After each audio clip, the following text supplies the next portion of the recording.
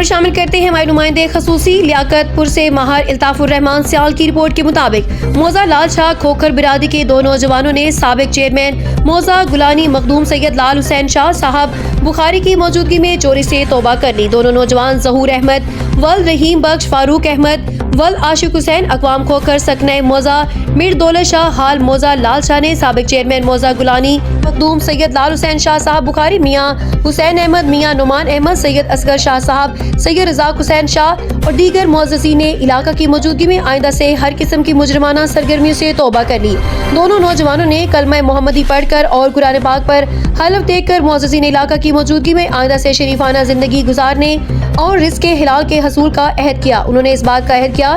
کہ وہ اپنی بقیہ زندگی انتہائی شرافت سے گزاریں گے اور چوری کے ساتھ کسی قسم کی دوسری مجرمانہ سرگرمیوں کا بھی حصہ نہیں بنیں گے۔ انہوں نے افسران بالا سے اپیل کی ہے کہ ان کے سابقہ کرمنل ریکارڈ کو مد نظر نہ رکھتے ہوئے اپنی زندگی نئے سرے سے شروع کرنے کا موقع فراہم کیا جائے۔